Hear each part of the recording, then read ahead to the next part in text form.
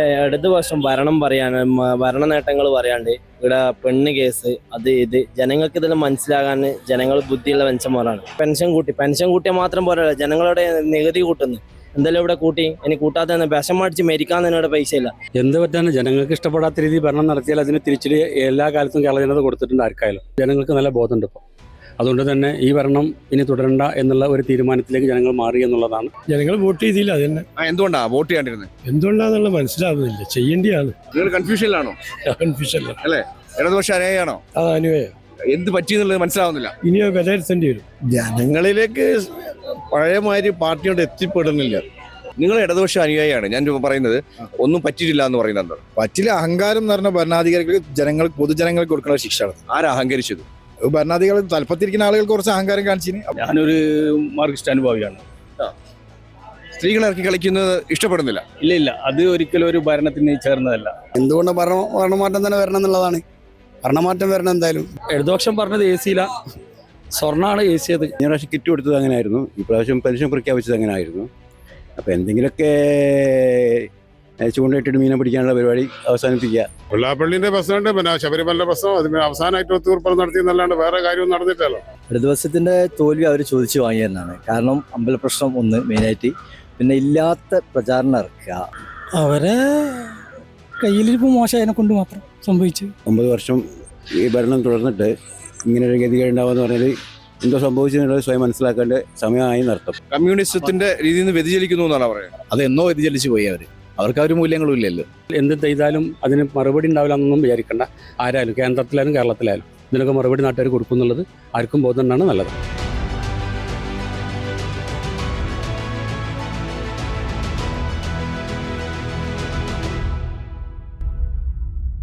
നമസ്കാരം, people voice കേരളയിലേക്ക്. തദ്ദേശ സ്വയംഭരണ തെരഞ്ഞെടുപ്പ് കഴിഞ്ഞപ്പോൾ LDF വലിയ രീതിയിലേക്ക് താഴോട്ടാണ് പോയത്. LDFന് അല്ലെങ്കിൽ ഇടതുപക്ഷത്തിന് എന്ത് സംഭവിച്ചു? ഇനി ജനങ്ങൾ പറയട്ടെ. ഇടതുപക്ഷം ഭരണം പറയാൻ ഭരണ നേട്ടങ്ങൾ പറയാണ്ട് ഇവിടെ പെണ്ണ് കേസ് അത് ഇത് ജനങ്ങൾക്ക് ഇതെല്ലാം മനസ്സിലാകാൻ ജനങ്ങൾ ബുദ്ധിയുള്ള മനുഷ്യന്മാരാണ്. അപ്പോൾ ജനങ്ങളിത് പറയും, ജനങ്ങൾക്ക് പെണ്ണ് കേസ് ഇതൊന്നും ഇതല്ല. ഇവിടെ ജനങ്ങൾക്ക് വികസനമാണ് വേണ്ടത്. പെണ്ണ് കേസ് എന്ന് ഒരാളിപ്പോൾ മുകേഷ് പെണ്ണ് കേസിൽ പെട്ടതാണ്, അവരെ വിഷയം ചർച്ച ചെയ്തില്ല. പി ശശി പെണ്ണ് കേസ് പെട്ടു, അവരെ വിഷയം ചർച്ച ചെയ്തില്ല. ഇപ്പോൾ ഭരണ നേട്ടങ്ങൾ പറയാണ്ട് പെണ്ണ് കേസുകൾ, പെണ്ണിൻ്റെ രാഹുലിൻ്റെ കാര്യങ്ങളെല്ലാം പറയാതല്ലാണ്ട് പെണ്ണ് കേസ് മാത്രം പറഞ്ഞ് നടന്നാൽ പോരാ. ജനങ്ങളോട് വികസനം പറയണം, എന്താണ് നമ്മൾ ചെയ്ത നേട്ടങ്ങൾ പറയണം. അതായത് ജനങ്ങൾ തിരിച്ചറിയും.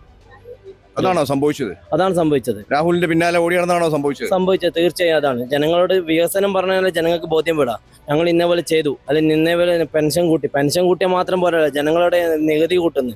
എന്തെല്ലാം ഇവിടെ കൂട്ടി, ഇനി കൂട്ടാതെ വിഷം അടിച്ച് മരിക്കാൻ തന്നെ ഇവിടെ പൈസ ഇല്ല. വിഷം അടിക്കാൻ മരിക്കണമെന്ന് വിചാരിച്ചാലും വിഷം അടിക്കാം, ഇതിന് വരെ ജനങ്ങളുടെ പൈസ ഇല്ല. ഇവിടെ ജനങ്ങൾ ജീവിക്കണ്ടേ? ഏതിനെ വിലകയറ്റില്ലാത്ത എല്ലാത്തിനും വരെ ജനങ്ങൾ വിലകയറ്റി, ജനങ്ങൾ തന്നെ എല്ലാത്തിനും ഇവരെ അധികാരത്തിൽ കയറ്റുന്ന അധികാരത്തിൽ ഇറക്കാൻ ജനങ്ങളല്ലേ വേണ്ടേ? ജനങ്ങളുടെ പൈസ ഇല്ല, അതന്നെയാണ് വിഷയം. ജനങ്ങളുടെ പൈസ, ജനങ്ങൾ മതിയായ തൊഴിലില്ല. ഏതിനും ഇവിടെ പൈസ കൂടുതലില്ലാത്ത എന്തിനാ? ഇടതുപക്ഷത്തിന് പ്രത്യേകിച്ചൊന്നും പറ്റിയില്ല. ഈ അഹങ്കാരം എന്ന് പറഞ്ഞാൽ ഭരണാധികാരികൾക്ക് ജനങ്ങൾ കൊടുക്കുന്ന ഒരു ശിക്ഷയാണ്. വേറെ ഒന്നും പറ്റിയിട്ടില്ല. ഇടതുപക്ഷം ശക്തമായി തിരിച്ചുവരും. നിങ്ങൾ ഇടതുപക്ഷം അനുയായിയാണ്, ഞാൻ പറയുന്നത് ഒന്നും പറ്റിയിട്ടില്ല എന്ന് പറയുന്നത് പറ്റില്ല. അഹങ്കാരം എന്ന് പറഞ്ഞ ഭരണാധികാരികൾക്ക് പൊതുജനങ്ങൾക്ക് കൊടുക്കുന്ന ഒരു ശിക്ഷയാണ്. ആരാ അഹങ്കരിച്ചത്? ഭരണാധികാരികൾ തലപ്പത്തിരിക്കുന്ന ആളുകൾ കുറച്ച് അഹങ്കാരം കാണിച്ചിന്. അപ്പോൾ താഴേക്ക് ഇറങ്ങി ജനങ്ങളുടെ ഇറങ്ങി പ്രവർത്തിക്കാൻ വേണ്ടിയിട്ട് കൊടുക്കുന്ന ശിക്ഷ ഇടതുപക്ഷം ശക്തമായി തിരിച്ചുവരും. അല്ല, ഞാൻ ഇടതുപക്ഷം ആയിക്കോട്ടെ. എങ്കിലും ഭരണം, അഹങ്കാരികൾ എന്ന് പറയുന്ന ആ ഒരു വേർഡ് എന്താണ്? ധാർഷ്ട്യം. അധികാരം കിട്ടുമ്പോൾ ധാർഷ്ട്യം കാണിക്കുക, അപ്പോൾ ജനങ്ങൾ ശിക്ഷിക്കും. ശരിക്കും ഇടതുപക്ഷം എന്നുള്ള ലെവലിലേക്ക്, ആ ഒരു കമ്മ്യൂണിസം എന്നുള്ള ലെവലിലേക്ക് വ്യതിചരിച്ചോ എന്നാണ് അതൊന്ന് മാറി ചിന്തിക്കുമ്പോഴാണല്ലോ ഇങ്ങനെയൊക്കെ സംഭവിക്കുന്നത്. ഇടതുപക്ഷം എന്ന രീതിയിൽ കുറച്ച് മാറി ചിന്തിക്കുമ്പോൾ ഇങ്ങനെയൊക്കെ സംഭവിക്കും. അപ്പോൾ ജനങ്ങൾ എന്താകും? തക്കതായ ശിക്ഷ കൊടുക്കും. അപ്പോൾ ശക്തമായ ഇടതുപക്ഷം കേരളത്തിൽ തിരിച്ചു വരും, അതിലൊരു തർക്കം വേണ്ട. എൻ്റെ അഭിപ്രായത്തിൽ അവർ ഇലക്ഷൻ നടക്കുമ്പോൾ എപ്പോൾ ഉണ്ടാകുന്ന അതായത് സ്ത്രീകളെ ഇറക്കിയിട്ടുള്ള ഒരു കളി ഉണ്ടല്ലോ, ഒന്നത്. പിന്നെ രണ്ടാമത് ഭരണത്തിൽ ചെറിയ ചെറിയ പ്രശ്നങ്ങളൊക്കെ ഉണ്ട്. ശരിക്കും മാർക്സിസ്റ്റ് തന്നെയാണ് വരേണ്ടതെങ്കിലും ജനങ്ങൾ അവരിൽ നിന്ന് ഒഴുകിയിട്ട് ഇപ്പോൾ UDF വർഷത്തിൽ ചേർന്നതായിട്ട് കാണുന്നു. എന്തുകൊണ്ടാണ് ശരിക്കും മാർക്സിസ്റ്റാണ് വരേണ്ടതെന്ന് നിങ്ങൾ പറയുന്നത്? കേരളത്തിൽ അവരല്ലേ നല്ലത്. അവരുണ്ടായാലാണ് ജനങ്ങൾക്ക് എന്തെങ്കിലും ഒരു ഉപകാരങ്ങൾ ഉണ്ടാവും. ഓക്കെ, പിന്നെ എന്തിനു മാറ്റി ചിന്തിച്ചത് അവരുടെ ചില ഈ കാര്യങ്ങളാണ്. ഇങ്ങനത്തെ പല സ്ത്രീകൾ ഇറക്കിയിട്ടുള്ള ഇതും, പിന്നെ ഭരണത്തിൽ ഇപ്പോൾ ഉള്ള അവരെ ഒരു ഉങ്കുണ്ട് ചെറിയ, അതെല്ലാം കൊണ്ടായിരിക്കും എന്ന് തോന്നുന്നു. എന്തുകൊണ്ടാണ് നിങ്ങളുടെ ഒരു കാഴ്ചപ്പാടാണോ? എൻ്റെ ഒരു കാഴ്ചപ്പാട് ഞാൻ പറഞ്ഞിട്ടുള്ളൂ. ഞാനൊരു മാർക്സിസ്റ്റ് അനുഭാവിയാണ്. സ്ത്രീകളെ ഇറക്കി കളിക്കുന്നത് ഇഷ്ടപ്പെടുന്നില്ല. ഇല്ല, അത് ഒരിക്കലും ഒരു ഭരണത്തിന് ചേർന്നതല്ല. അത് നമ്മളൊരു ഇലക്ഷൻ സമയത്തോ അല്ലെങ്കിൽ അങ്ങനെയുള്ള സമയത്ത് ഇറക്കേണ്ട ഒരു വിഷയമല്ല. അതിന് വീണ്ടും വേറെ സമയങ്ങളുണ്ടല്ലോ. സമയത്ത് ഇറക്കാനുള്ള സാധനമാണത്. അങ്ങനെയല്ല, അങ്ങനെ ഉദ്ദേശിച്ചില്ല പറഞ്ഞ. ഒരു ഇലക്ഷൻ സമയത്ത് മാത്രമാണ് ജനങ്ങൾ ഇത് കാണുന്നത്. പിന്നെ ഭരണത്തിലും കുറച്ച് ചെറിയ ചെറിയ പ്രശ്നങ്ങളൊക്കെ ഉണ്ട്. അതൊക്കെ അവർ സോൾവ് ചെയ്യുകയാണെങ്കിൽ ഇനിയും അവർ തന്നെ വരും. അങ്ങനെയാണ് ഞാൻ കാണുന്നത്. എന്താ സംഭവിക്കേണ്ടത് വെച്ചാൽ ജനങ്ങൾക്ക് എല്ലാ ആനുകൂല്യങ്ങളൊക്കെ കൊടുത്ത് ജനങ്ങൾ വോട്ട് ചെയ്തില്ല. അത് തന്നെ. എന്തുകൊണ്ടാണ് വോട്ട് ചെയ്യാണ്ടിരുന്നത്? എന്തുകൊണ്ടാന്നുള്ള മനസ്സിലാവുന്നില്ല. ചെയ്യേണ്ടിയാണ്. എന്തുകൊണ്ടാ സംഭവിച്ചത്? എന്താന്നുള്ള മനസ്സിലാവുന്നില്ല. എന്താ മനസ്സിലാവാത്ത? അതാണ് പ്രശ്നം. അങ്ങനെ ചെയ്യാതിരിക്കാനുള്ള കാരണങ്ങളൊന്നുമില്ല. പക്ഷെ എന്നാലും ചെയ്തിട്ടില്ല ജനങ്ങൾ. എന്ത് സംഭവിച്ചു? എങ്ങനെ സംഭവിച്ചു? അതാണ് മനസ്സിലാവാത്തത്. ജനങ്ങൾക്ക് എന്താ പറ്റിയെന്നുള്ളത്. വികസനം ഇഷ്ടം പോലെ ഉണ്ട്. നല്ല പെൻഷനും കാര്യങ്ങളൊക്കെ കൊടുക്കുന്നുണ്ട്. എല്ലാ കാര്യങ്ങളും ഗവൺമെന്റ് ചെയ്യുന്നുണ്ട്. പിന്നെ എന്ത് പറ്റി? ജനങ്ങൾ വോട്ട് ചെയ്യില്ല. എന്ത് പറ്റി? എന്താണെന്നാണ് അറിയാത്തത്. നിങ്ങൾ കൺഫ്യൂഷനിലാണോ? കൺഫ്യൂഷനില്ല അല്ലേ? ഇടതുപക്ഷ അനുയായിയാണോ? അനുവേ. എന്ത് പറ്റിയെന്നുള്ളത് മനസ്സിലാവുന്നില്ല. ഇനി വിലയിരുത്തേണ്ടി വരും. എന്ത് പറ്റാണ്? ജനങ്ങൾക്ക് ഇഷ്ടപ്പെടാത്ത രീതിയിൽ ഭരണം നടത്തിയാൽ അതിന് തിരിച്ചടി എല്ലാ കാലത്തും കേരള ജനത കൊടുത്തിട്ടുണ്ട് ആർക്കായാലും. അതിന്റെ ഭാഗമായി കിട്ടിയെന്ന് വിചാരിച്ചാൽ മതി. എന്തുകൊണ്ടാണ് അങ്ങനെ പറയുന്നത്? അല്ല, കഴിഞ്ഞ 5 വർഷമായിട്ടുള്ള ഭരണത്തിനെ വിലയിരുത്തിയിട്ടാണല്ലോ ആളുകൾ വോട്ട് ചെയ്യുക. അപ്പം അത് വിലയിരുത്തിയപ്പോൾ ആളുകൾക്ക് മനസ്സിലാക്കിയിട്ടുണ്ടാവും ഇത് ഇനി മുന്നോട്ട് പോകണ്ട. അതുകൊണ്ടായിരിക്കും. താങ്കൾ എങ്ങനെയാണ് വിലയിരുത്തിയത്? ഇടതുപക്ഷം അങ്ങനെ തന്നെയാണ്. ഏത് ഭരണം പക്ഷം ഏതായാലും ശരി, ജനങ്ങൾക്ക് നല്ല ബോധമുണ്ട് ഇപ്പോൾ. അതുകൊണ്ട് തന്നെ ഈ ഭരണം ഇനി തുടരണ്ട എന്നുള്ള ഒരു തീരുമാനത്തിലേക്ക് ജനങ്ങൾ മാറി എന്നുള്ളതാണ് നമുക്ക് മനസ്സിലാണത്. താങ്കളുടെ ഒരു വിലയിരുത്തൽ എങ്ങനെയായിരുന്നു? അതന്നെ വേറെ എന്താ കൂടുതൽ വിലയിരുത്താൻ നമ്മൾ രാഷ്ട്രീയ വിചക്ഷണന്മാരൊന്നും അല്ലല്ലോ, നമ്മൾ പൊതുജനങ്ങളല്ലേ. നാട്ടുകാരെ സംബന്ധിച്ചിടത്തോളം ഈ ഭരണം തുടരരുതെന്ന് ആഗ്രഹിച്ചത് കൊണ്ട് എല്ലാവരും തിരിച്ചു വോട്ട് ചെയ്തു. ഒരു കാലത്ത് ഇങ്ങനെ അങ്ങോട്ടും ഇങ്ങോട്ടും തിരിച്ചു വോട്ട് ചെയ്യാനുള്ള നമ്മൾ കേരളത്തിൻ്റെ സ്ഥിതി. എന്താ വെച്ചാൽ കണ്ടാൽ അതിനനുസരിച്ച് പ്രതികരിക്കുന്ന രീതിയാണ് കേരളത്തിൽ. അതിപ്പോൾ സംഭവിച്ചു. ഏതായാലും നല്ല രീതിയിൽ നല്ലൊരു പോസിറ്റീവായിട്ടുള്ളൊരു റിസൾട്ടാണ്. കാരണം വെച്ചാൽ എന്ത് ചെയ്താലും അതിന് മറുപടി ഉണ്ടാവില്ല എന്നൊന്നും വിചാരിക്കേണ്ട. ആരായാലും കേന്ദ്രത്തിലായാലും കേരളത്തിലായാലും ഇതിനൊക്കെ മറുപടി നാട്ടുകാർ കൊടുക്കും എന്നുള്ളത് ആർക്കും ബോധമുണ്ടാണ്. നല്ലതാണ്. അത് പാർട്ടി അതിനെപ്പറ്റി പഠിച്ചിട്ട് തീരുമാനം എടുക്കണം. അല്ലാതെ ഓരോ പാർട്ടിയും ഓരോ നയങ്ങളാണല്ലോ. പാർട്ടി അതിനെ പറ്റിച്ച് തീരുമാനം എടുത്തിട്ട് അതിനനുസരിച്ച് ജനങ്ങൾക്ക് എന്താ ചെയ്യാൻ പറ്റാത്തത് അത് ചെയ്തു കൊടുക്കണം. ഇനി പാർട്ടി ചെയ്യേണ്ടത് അതാണ്. താങ്കളുടെ കാഴ്ചപ്പാടിൽ എന്താണ് സംഭവിച്ചത്? കാഴ്ചപ്പാടിൽ ഒരുപാട് ഫാൾട്ടുകൾ വന്നിട്ടുണ്ട്. അത് ഇനി തിരുത്തണം പാർട്ടി. അത്രേ ഉള്ളൂ. എന്തൊക്കെയാണ്? ഒന്നോ രണ്ടോ പറയാം നിങ്ങൾക്ക്? ഒരുപാട് സംഗതി പറയാനുണ്ട്. അതിങ്ങനെ തിരിച്ചു വരണം. ഇനി കോർപ്പറേഷനിൽ വന്ന പല പ്രശ്നങ്ങളുണ്ട്. ഓരോ ഓഫീസിൽ ചെല്ലുമ്പോൾ നമുക്ക് ഓരോ കടലാസിന് ചെല്ലുമ്പോഴുള്ള വാൾട്ടുകൾ, ഇങ്ങനെ ഒരുപാട് വാൾട്ടുകൾ. അതൊക്കെ തിരുത്തി വരണം പാർട്ടി. ഇനി ജനങ്ങളിലേക്ക് ഇറങ്ങി വരണം. ജനങ്ങളിലേക്ക് ഇറങ്ങി വന്നിട്ട് തിരുത്തണം. ഇടതുപക്ഷത്തിന്റെ രീതിയിലേക്ക് പറയുകയാണെങ്കിൽ നല്ല രീതിയിലേക്ക് റോഡുകൾ വികസനം ചെയ്തിട്ടുണ്ട്. വലിയ രീതിയിൽ കൃത്യനിഷ്ഠത ലെവലിലേക്ക് ചെയ്തിട്ടുണ്ട്. ഞാൻ അത് എടുത്തു പറയാണ്. റോഡ് വികസനങ്ങളൊക്കെ ശരിക്കും ഇടതുപക്ഷം എന്നുള്ള പ്രസ്ഥാനം ഉണ്ടായതുകൊണ്ട് മാത്രമാണ് ഇത്രയും ലെവലിലേക്ക് നല്ല രീതിയിലേക്ക് റോഡൊക്കെ വന്നത്. ഞാൻ പറയുന്നത് എവിടെയാണ് ഫാൾട്ട് സംഭവിച്ചത്? ജനങ്ങളിലേക്ക് പഴയമാതിരി പാർട്ടിയോട് എത്തിപ്പെടുന്നില്ല. അവിടെ എത്തിപ്പെട്ടാലേ ഇനി ജനങ്ങൾ മാറ്റി ചിന്തിക്കുകയുള്ളൂ. അതിനുള്ള ജനങ്ങളിലേക്ക് എത്തിച്ചെല്ലാനുള്ള ഒരു പണി ഇനി പാർട്ടി എടുക്കണം. ഇടതുപക്ഷത്തിൻ്റെ തോൽവി അവർ ചോദിച്ചു വാങ്ങിയെന്നാണ്. കാരണം അമ്പലപ്രശ്നം ഒന്ന് മെയിനായിട്ട്, പിന്നെ ഇല്ലാത്ത പ്രചാരണം ഇറക്കുക മെയിനായിട്ട് അതാണ്. പക്ഷെ നമുക്ക് ഏറ്റവും എല്ലായിടത്തും ഒരു തരംഗം തന്നെ UDFിൻ്റെ തരംഗം തന്നെയാണ്. അതിൻ്റെ കൂടുതൽ ഇപ്പോൾ NDA വളർന്നു വന്നിട്ടുണ്ട്. NDA വളരാനുള്ള കാരണം ഈ അമ്പലത്തിൻ്റെ മെയിൻ പ്രശ്നം തന്നെയാണ് കാണുന്നത്. എന്തുകൊണ്ടാണ് അങ്ങനെ പറയുന്നത്? ഇപ്പോൾ അമ്പലം മറ്റേ ഇവിടെ ശബരിമല വിഷയത്തിൽ തന്നെ അവിടെ സ്വർണത്തിൻ്റെ പ്രശ്നങ്ങൾ ഒരുപാട് വന്നിട്ടുണ്ടല്ലോ. അപ്പം BJPക്ക് അനുകൂലമായിട്ട് കുറേ വോട്ടുകൾ അതിലേക്ക് മറിഞ്ഞിട്ടുണ്ടെന്ന് എൻ്റെ ഒരു ധാരണയിൽ. അതാണ് ഇപ്രാവശ്യം കൂടുതൽ BJP മുന്നോട്ട് വന്നത്. മതപരമായ കാര്യങ്ങൾ അതിൽ വേണം. മതപരമായ കാര്യങ്ങളിലേക്ക് വന്നപ്പോഴാണ് ഈ BJP വോട്ട് കൂടുകയെന്നുള്ളതാണ് അല്ലേ? അങ്ങനെ ആയിരിക്കാം. അവരെ കയ്യിലിരിപ്പ് മോശമായതിനെ കൊണ്ട് മാത്രം സംഭവിച്ചു. എന്തുകൊണ്ടാണ് കയ്യിലിരിപ്പ് മോശം എന്ന് പറയുന്നത്?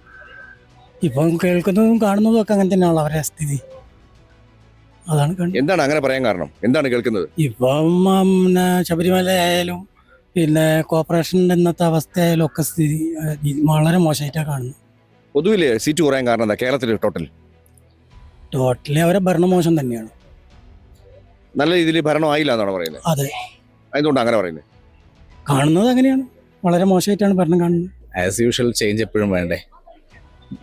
ഒരു ടീമിനെ ബോറടിക്കുമ്പോൾ അടുത്ത ടീമിന് വോട്ട് കൊടുക്കുക സ്വാഭാവികം. ഒരു ടീമിന് ബോറടിക്കുമ്പോൾ ഒരു ടീമിന് വോട്ട് കൊടുക്കുക. വേറെ എന്താ ഇവിടെ ചെയ്യാൻ പറ്റുന്ന ഓപ്ഷൻ? എല്ലാവരും ഒരുപോലെ തന്നെയല്ലേ. നമ്മൾ കണ്ട് കണ്ട് കേട്ട് കേട്ട് ചെയ്ത പ്രവൃത്തികൾ കണ്ട് മതിയാകുമ്പോൾ നമ്മൾ അടുത്തൊരാൾക്ക് ബെറ്റർ ചോയ്സ് തന്നെ കൊടുക്കുന്നു. ആ ബെറ്റർ ചോയ്സ് മേ ബി നമ്മുടെ ബൈ ലക്ക് നന്നായാൽ നന്നാവാം. അല്ല, ഭരണത്തിന് ഇപ്പം നമ്മൾ ഇത് ഏതൊരു ഗവൺമെൻറ്റും വന്നാൽ ചെയ്യുന്ന പോലെ തന്നെ, അതായത് ഇപ്പം നമ്മൾ ഇടതുപക്ഷം എന്ന് പറയുമ്പോൾ എല്ലാവർക്കും ഭയങ്കര എക്സ്പെക്ടേഷനൊക്കെയാണ്. ഭയങ്കര സോഷ്യലിസ്റ്റ് ആയിരിക്കും, അല്ലെങ്കിൽ കമ്മ്യൂണിസ്റ്റ് വാല്യൂസ് ഉണ്ടാവും. അതൊന്നും ഇല്ലാന്ന് എല്ലാവർക്കും അറിയാം. അപ്പോൾ അതൊന്നും ഇല്ലാതെ വളരെ കോമ്പറ്റേറ്റീവ് ആയിട്ടൊരു വേൾഡിൽ അവർ പിടിച്ചു നിൽക്കാൻ ആവശ്യമായ പൊളിറ്റിക്സ് എന്താണോ അതവർ കളിക്കുന്നു. അല്ലാണ്ട് ഇപ്പോൾ ഒരു പൊളിറ്റീഷ്യനും ഒരു പൊളിറ്റിക്കൽ പാർട്ടിക്കും രാഷ്ട്രമോ വ്യക്തികളോ ഒന്നും തന്നെ ഇമ്പോർട്ടൻ്റ് ആയിട്ടുള്ള കാര്യമല്ല. അപ്പോൾ അതുകൊണ്ട് സ്വാഭാവികമായിട്ടും നമ്മൾ ഇപ്പോൾ സംഭവിക്കുന്നത് എന്താണെന്ന് വെച്ച് കഴിഞ്ഞാൽ അവർ അധികാരത്തിന് വേണ്ടി നമുക്ക് എന്തും ചെയ്യാം, അത് നമുക്ക് എന്തും കളിക്കാം. ആ കളിയുടെ ഭാഗം മാത്രമേ ഉള്ളൂ. അല്ലാതെ അതിനകത്ത് വേറെ ഇമ്പ്രൂവ്മെന്റ് നമുക്ക് പ്രതീക്ഷിക്കാനൊന്നുമില്ല. ആസ് എ കോമൺ മാൻ ഒരാളിൽ നിന്ന് ഒന്നും പ്രതീക്ഷിക്കാനില്ല എന്നുള്ളത് തന്നെയാണ്. അവർക്ക് ബെറ്റർ ആയിട്ട് എന്ത് തോന്നുന്നു അത് അവർ ചെയ്യും. അത് അവരുടെ ഫോർ ദെയർ ബെനിഫിറ്റ് ഓൺലി, അല്ലാണ്ട് പബ്ലിക്കിന്റെ ബെനിഫിറ്റിനല്ല. പബ്ലിക്കിനെ ബെനിഫിറ്റ് ചെയ്തില്ല എന്നുള്ളതാണ് ഈ 10 വർഷമായിട്ട്. നമ്മൾ അതായത് ഏതെങ്കിലും ഒരു വിഭാഗത്തിന് വേണ്ടി മാത്രം നമ്മൾ എന്തെങ്കിലും ചെയ്യുക, ബാക്കിയുള്ളവരെ നമ്മൾ കാണാതിരിക്കുക എന്നല്ല ഞാൻ ഉദ്ദേശിച്ചത്. അതെന്താണെന്ന് വെച്ച് കഴിഞ്ഞാൽ അവർ എടുക്കുന്ന നയങ്ങളെല്ലാം തന്നെ ഒരിക്കലും ഒരു രാജ്യത്തിന് അല്ലെങ്കിൽ മൊത്തം ഒരു ജനതയ്ക്ക് ഇമ്പ്രൂവ്മെന്റ് ആകണം, രാജ്യം ഡെവലപ്പ് ആവണം എന്നുള്ള നിലയ്ക്കല്ല. അല്ലെങ്കിൽ സ്റ്റേറ്റ് എടുത്ത് നോക്കുമ്പോൾ നമ്മൾ ആ സ്റ്റേറ്റ് ഡെവലപ്പ് ആവണം എന്ന നിലയ്ക്കുള്ള ഒരു ആക്ടിവിറ്റി അല്ല അവരുടെ സൈഡിൽ നിന്നുണ്ടാവുന്നത്. അവരുടെ ബെനിഫിറ്റിന് അല്ലെങ്കിൽ അവർക്ക് അധികാരം കണ്ടിന്യൂ ചെയ്യാൻ എന്തൊക്കെയാണോ സാധ്യമായത് ചെയ്യുന്നത് അത് ചെയ്തു പോകുന്നു എന്ന് മാത്രമേ ഉള്ളൂ.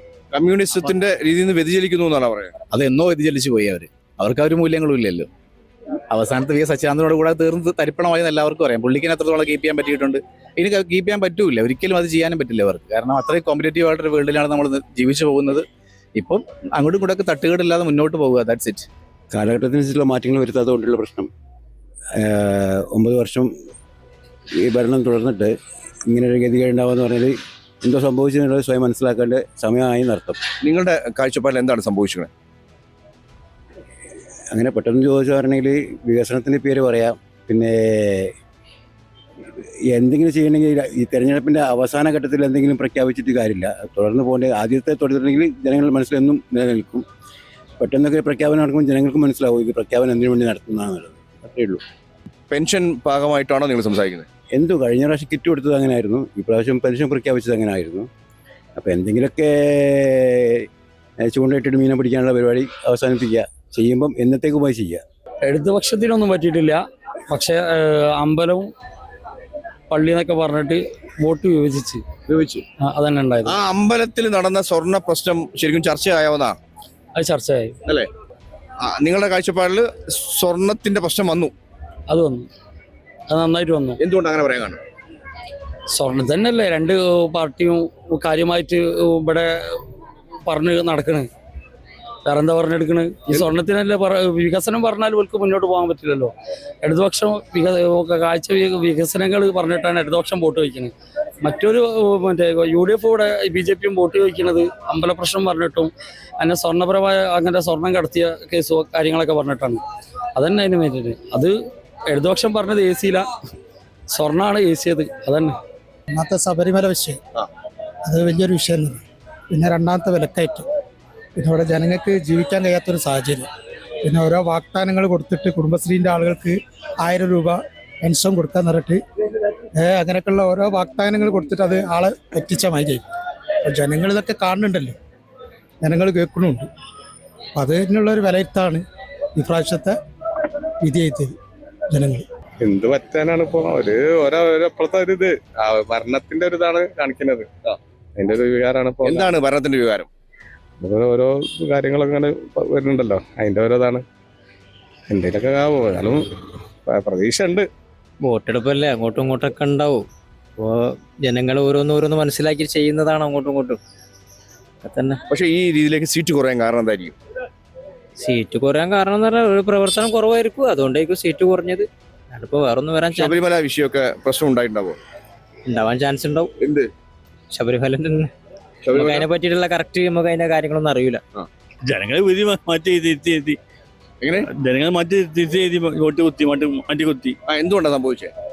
ഭരണകക്ഷ ഓരോ പ്രശ്നങ്ങളുണ്ടാവും, പല അപരാധികളുണ്ടാവും, അതുകൊണ്ട് മാറ്റി ചെയ്ത് എത്ര വർഷമാണ് സംഭവം കഴിഞ്ഞു പോയി. ഇടതുപക്ഷത്തിന് ഭയങ്കര ഒരു ക്ഷീണം ചെയ്യും എന്തായാലും ഈ പ്രാവശ്യം. എന്തുകൊണ്ടാണത്? എന്തുകൊണ്ട് ഭരണമാറ്റം തന്നെ വരണം എന്നുള്ളതാണ്. ഭരണമാറ്റം വരണം എന്തായാലും. ഇവിടെ കോർപ്പറേഷൻ തന്നെ മാറണം. കോർപ്പറേഷൻ അല്ല, ടോട്ടൽ ഓൾ കേരള എന്ത് പറ്റി? ഓൾ കേരള എന്ന് വെച്ച് ഭരണ മോശം തന്നെ ആയിരിക്കും. ഭരണം മോശമാണ്. എന്തുകൊണ്ട് ഭരണം മോശം എന്ന് പറയുന്നത്? മോശം എന്ന് പറഞ്ഞാൽ ഒരു ചെയ്തിട്ടുണ്ടാവില്ല. ചെയ്യാൻ കാരണങ്ങളൊക്കെ മലയാളിയായിട്ട് എനിക്ക് വലിയ ഐഡിയ. അവരുടെ നയങ്ങൾ വ്യത്യാസം കൊണ്ട് തന്നെ, അവരുടെ നയങ്ങൾ ശരിയല്ല, അതുകൊണ്ട് തന്നെ. എന്തുകൊണ്ടാണ് നയങ്ങൾ ശരിയല്ല പറയുന്നത്? വെള്ളാപ്പള്ളിനെ വർഗീയം പറയുന്ന വെള്ളാപ്പള്ളിനെയും കൂട്ടിയിട്ട് മുഖ്യമന്ത്രി കാറ് കയറിക്കൊണ്ട് അങ്ങനെ പല കാര്യങ്ങളും ചെയ്ത് അതൊക്കെ ജനങ്ങൾക്ക് വർഗീയത തോന്നിയിട്ട് അങ്ങനെയാണ് ജനങ്ങളിത് ചെയ്ത്. വെള്ളാപ്പള്ളിനെ കൂട്ടിക്കൊണ്ടുപോയത് പ്രശ്നമായോ? വെള്ളാപ്പള്ളിന്റെ പ്രശ്നമുണ്ട്, പിന്നെ ശബരിമല പ്രശ്നം, അതിന് അവസാനമായിട്ട് ഒത്തുതീർപ്പ് നടത്തിയെന്നല്ലാണ്ട് വേറെ കാര്യമൊന്നും നടന്നിട്ടല്ലോ. പിന്നെ ഇവിടുത്തെ മറ്റേ ആഭ്യന്തര ജനങ്ങൾക്ക് ഉപകാരമുള്ള ആഭ്യന്തരം അവിടെയുള്ള അല്ലേ? അല്ല. എന്തുകൊണ്ട് അങ്ങനെ പറയുന്നത്? എന്തുകൊണ്ടാ വെച്ചാൽ ജനങ്ങൾക്ക് മോശമായിട്ട് ആഭ്യന്തരം നടക്കുന്നത്. എനിക്ക് ടെലിഫോൺ ഉണ്ടായിരുന്നു. തദ്ദേശ തെരഞ്ഞെടുപ്പിൽ ഇടതുപക്ഷത്തിന് എന്ത് സംഭവിച്ചു എന്ന ചോദ്യത്തിന് ജനങ്ങളുടെ മറുപടിയാണ് ജനങ്ങളിലേക്ക് പങ്കുവെക്കുന്നത്. നന്ദി, നമസ്കാരം.